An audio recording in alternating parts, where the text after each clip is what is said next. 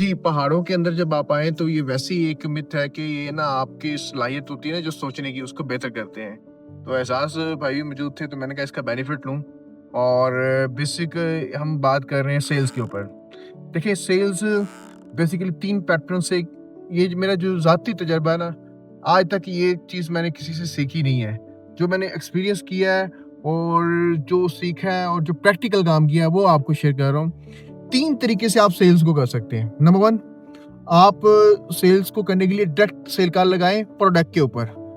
यानी कि आप देखें कि प्रोडक्ट की उसको ब्रीफिंग दें। सेकंड आपके ऊपर डिपेंड करता है कि आप आ जाए फ्रेमवर्क के ऊपर, बैंड फ्रेमवर्क के ऊपर, पास्ट फ्रेमवर्क के ऊपर, जिसमें आप बजट, टाइमलाइन, उसकी नीड और उसकी अथॉरिटी कंफर्म करें और फिर सेल कॉल लगाएं कि आप देखेंगे उसका उसने खरीदना कब है, बेचना यानी कि ना वो लॉन्ग टाइम के लिए ले रहा है, शॉर्ट टाइम के लिए ले रहा है, यानी कि ना इन्वेस्टमेंट कर रहा है। तो ये सब जब चीज़ें आप फोकस करते हैं, फिर बजट कितना है उसके मुताबिक उसको प्रोडक्ट रिकमेंड करते हैं।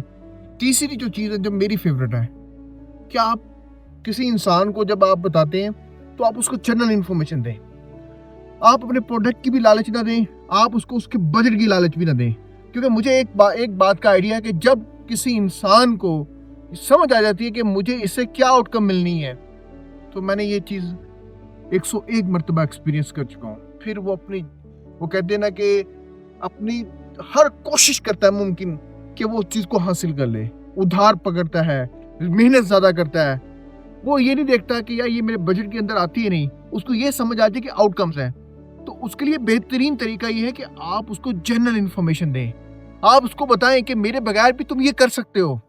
बेशक वो करे या ना करे वो अलग बात है, कर भी लेगा तो कोई मसला नहीं है, आपका रिस्क कम नहीं होने वाला।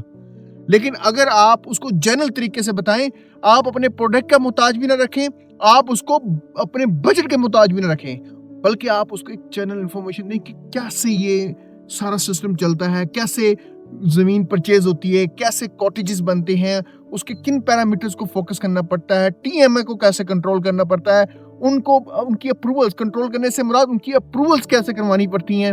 ये सारी चीज़ें आप जब उसको बताते हैं तो आप एक-एक चीज़ का आप उसको एक्सपीरियंस दे रहे होते हैं।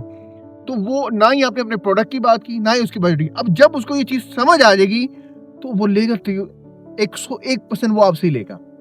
वो कहीं और नहीं जाएगा, वो खुद भी नहीं लेगा, वो आपसे ही लेगा क्योंकि आपने उसको एजुकेट किया है, आपने उसको समझाया है। लेकिन हमारे यहाँ अक्सर हम फँसे रहते हैं इस चीज़ पर कि यार हमारा फोकस होता है कि हम ना बस जल्दी-जल्दी प्रोडक्ट की सेल कॉल लगाएँ और निकलें, और यही हमारी सबसे बड़ी कमज़ोरी होती है। ऐसी छोटी-छोटी चीज़ों को अगर आप कंट्रोल करते हैं, आप बड़ी महाज़ पर बड़ी जंग के लिए तैयार होते हैं।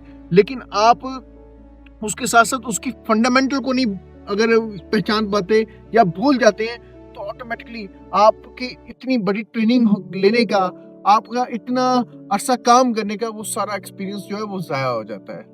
तो जो बेसिक चीज़ें ना उसको याद रखें, और वही बेसिक चीज़ें आपकी छोटी-छोटी जो प्रॉब्लम्स आ रही होती हैं उसमें बड़ा रोल किरदार अदा कर रही होती हैं, लेकिन लोग इसको तरजीह नहीं देते, लोग इस पर फोकस नहीं करते। तो इंशाअल्लाह ताला सेल्स के मुतालिक मज़ीद हमारे चैनल को सब्सक्राइब करें, ऐसी इन्फॉर्मेशन आपको मिलती रहेंगी।